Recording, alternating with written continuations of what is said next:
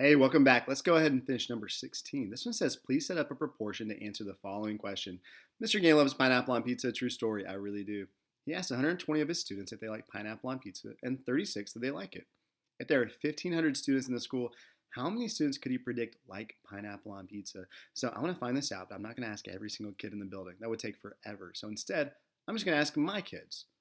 And based on how many like it, I can make a good prediction how many kids in the entire school like it. So we set up a proportion. We know it's two ratios set equal to each other. On one of those proportions, on the entire left side, I'm going to keep that all about the population numbers. On the other side, the right ratio, I'm going to keep that all about the sample numbers. And then the denominator, I think it's always easiest if we keep the denominators the size. It kind of makes the most sense, at least to me in my mind. So let's go look at this. He asked 120 of his students if they like pineapple on pizza, and 36 said they like it. 36 out of 120, that's our sample, because I want to know all the kids in the building, but I only asked 120. So my sample size is 120. And 36 said they like it. So now it kind of goes back to where we keep things on the same shelf. If I have my size on the bottom, I'm going to do the same thing over here for the population. There are 1,500 students in the whole school. That's my population size. So 1,500 is going to be my denominator. I want to know how many out of that 1,500 like pineapple on pizza. So X out of 1,500, and then 36 out of 120. So now I have my proportion set up. I can go and cross multiply and divide. X times 120 is 120x. 36 times 1,500, let me pull up the calculator. Don't be a hero. Use your calculator. 36 times 1,500 equals 54,000. I'll divide both sides by 120. So I can get x by itself. And now x is equal to, divided by 120, 450.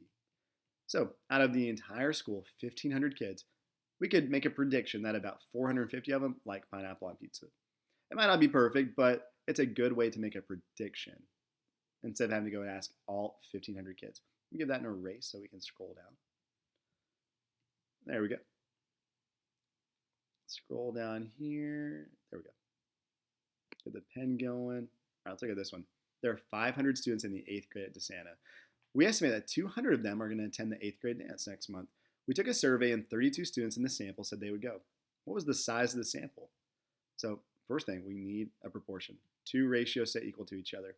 We'll keep one side as the population, and we'll keep one side as the sample. And then I always like to keep the denominator as the size. So the sample size on the bottom, the population size on the bottom over here. Now let's go and fill in our numbers. 500 students in the 8th grade. 200 of them are going to attend the 8th grade dance next month. That's how much we estimate.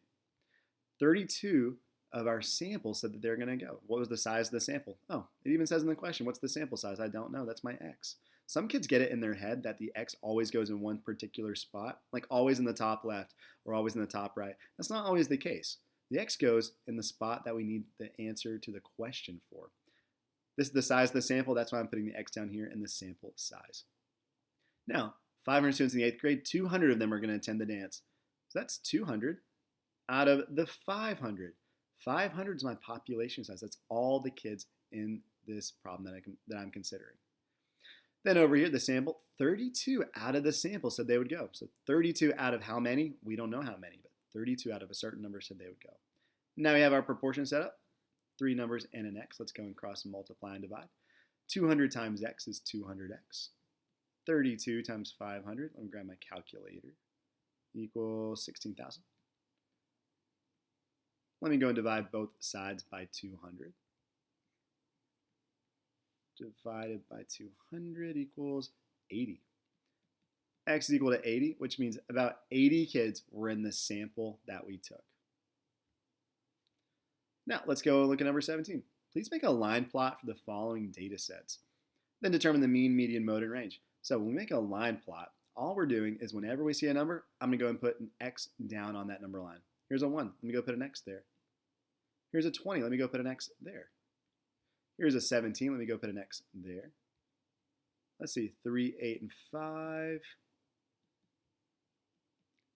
7, 13, and 8. 7, 13, 8. Oh, another 8. There we go. 5, 13, 13. 5, 13, 13. 15, 9, 10. 15, 9, 10. 6, 12, and 13. 6, 12, and another 13. Now, I want to make sure I didn't forget any and leave any off. So I'm going to go through and count all the x's. 1, 2, 3, 4, 5, 6, 7, 8, 9, 10, 11, 12, 13, 14, 15, 16, 17, 18. It should be the exact same amount as I have up here. 1, 2, 3, 4, 5, 6, 7, 8, 9, 10, 11, 12, 13, 14, 15, 16, 17, 18. Oh, it is. So I know I did it right. Good. Now let's go and find this information. The mode is probably the easiest one to start with. It's whichever number has the most x's. Look in here. It looks like 13 has 4 x's. 13 is the mode. The range is also pretty quick and simple to find. It's the biggest number minus the smallest number. Looks like the biggest number here was a 20. The smallest number here was a 1. So the range is 20 minus 1. The maximum minus the minimum. And we end up with 19. That's our range, 19. 13 was our mode. Let's go and find the mean. That's where we add up all these numbers and then divide by how many numbers we had. I already counted all the numbers, so I know there are 18.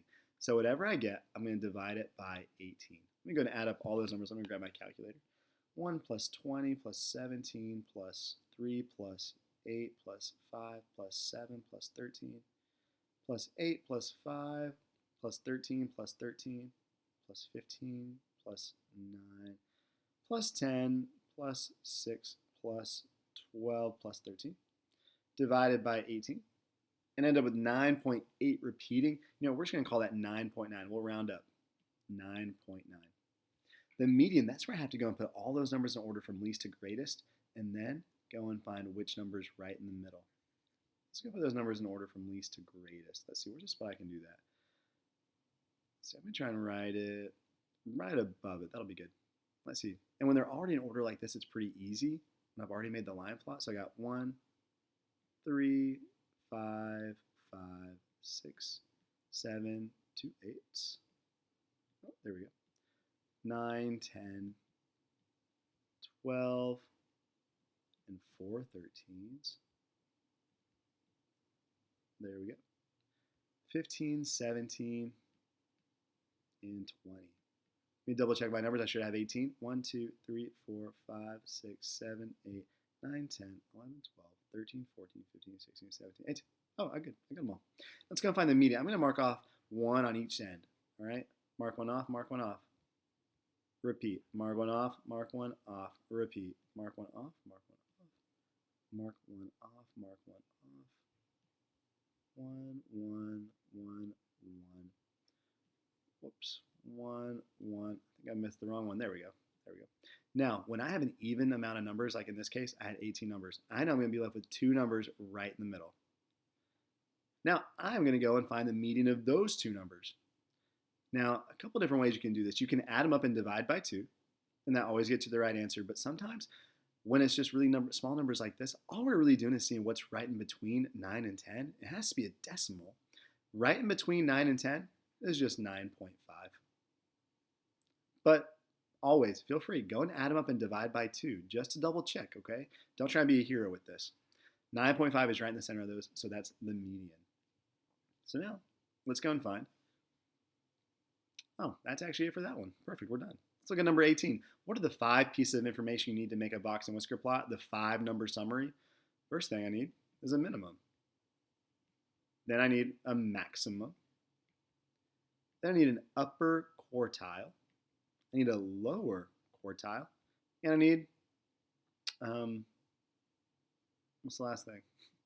The median. Oh my gosh, I can't believe I actually forgot that for a second. The median. Those are the 5 things of the 5-number summary that we need to make a box and whisker plot. I'm going to give that an array so we can scroll down. There we go. Let's look at number 19. Let me get the pen back. There we go. All right. The following data represents the amount of movies that kids watched last month. Find the 5-number summary for the data set and then create a box and whisker plot. So here's the data.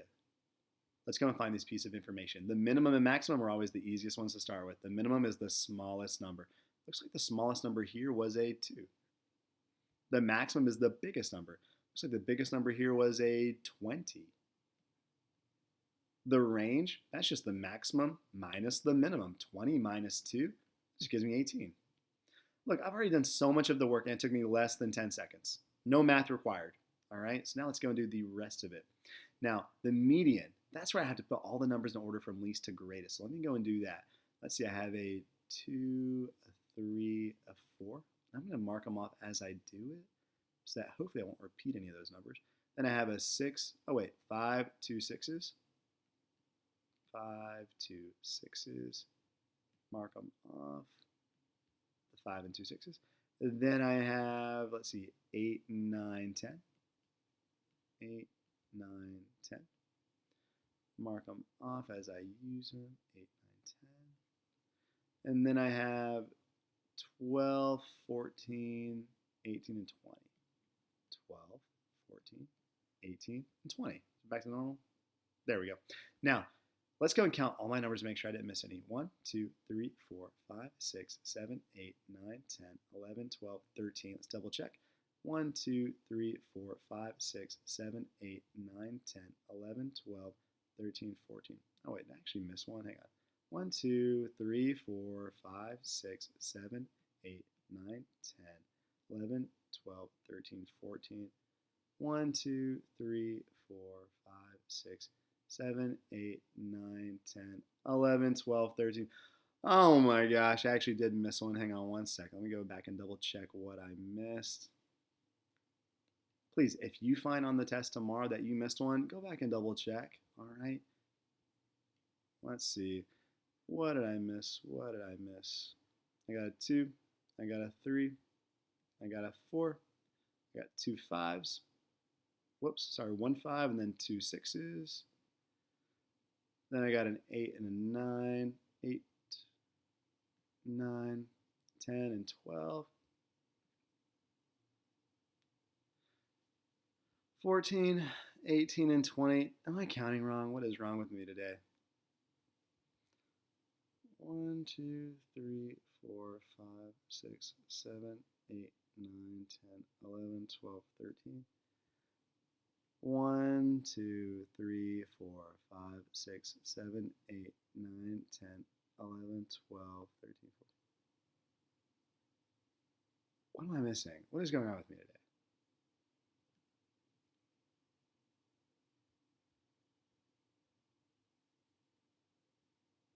There's a 7 right there. You guys, how did I miss it so much? Oh my gosh. The most frustrating, most time-consuming part of this whole thing is putting these numbers in order from least to greatest. Oh my gosh, that was so frustrating. But again, if you do it tomorrow, please go back and double check, all right? So now I have them all in order from least to greatest. Let's go and mark one off on each end until I find the median. So mark one off. I'm going to put a little number or a little mark down below so I don't get rid of the numbers just yet. 1, 2, let's see, mark one off on the left, on the right, on the left, on the right, on the left, on the right, the left, the right, the left, the right, the left. Oh, now I'm left with 2 numbers because I had 14 to begin with. So right in between 7 and 8 is 7.5. Now, the lower quartile and upper quartile, that is just the median of each of the lower sets of data. So my median 7.5, I like to write it above it, and then I like to put a line right down between the 2 halves of data. So now I have 1 half over here, the lower half, and 1 half over here, the upper half. The lower quartile is really just the lower median. Let's go and find what that is. Let's mark one off on the left and on the right, on the left and on the right, the left and the right. I'm left with 5 right in the center. That's my lower quartile. Let's go and find the upper quartile. Again, it's just the upper median. Mark one off the left, the right, the left, the right, the left, the right. I'm left with 12 right in the center. Perfect. The interquartile range, that's just the upper quartile minus the lower quartile. 12 minus 5 just gives me 7. All right, man, you guys, that was so frustrating. But anyway, we'll do one more video and go and finish up this study guide, okay?